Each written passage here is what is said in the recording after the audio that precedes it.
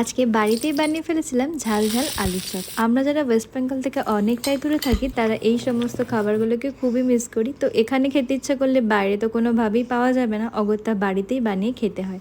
তো আজকে ছিল একটা রবিবারের দিন, ভাবলাম বাড়িতেই বানিয়ে ফেলা যাক আলুর চপ। আর আমি যখন বানাই একটু বেশি পরিমাণেই বানাই, যাতে অ্যাট এ টাইম আমরা 7-8টা করে আলুর চপ খেতে পারি। কেন কি এত তামঝাম করে বানিয়ে একটা দুটো খেয়ে বাপু পোষায় না। তো যাই হোক, আমি সমস্ত কিছু ফার্স্টে রেডি করে নিয়েছিলাম, যেরকম আলু সিদ্ধ করে রাখা, বেসনের ব্যাটার রেডি করা, তারপরে আলুর চপে যে ভাজা মশলাটা ইউজ করা হয় সেটাও ভেজে গুঁড়ো করে নিলাম। তারপরে কড়াইতে শুকনো লঙ্কা ফোড়ন দিয়ে পেঁয়াজ কুচি, আদা রসুনের পেস্ট, লঙ্কা কুচি, সমস্ত রকম মশলা যেরকম নুন, হলুদ, লঙ্কার গুঁড়ো, জিরের গুঁড়ো, ধনের গুঁড়ো সব কিছু দিয়ে মশলাটা ভালো করে কষিয়ে আলু সিদ্ধ দিয়ে ভাজা মশলা দিয়ে ভালো করে পুরটা রেডি করে নিলাম। তারপর বেসনে ডুবিয়ে গরম গরম ভেজে নিলাম আলুর চপ। খেতে হয়েছিল জাস্ট ফাটাফাটি।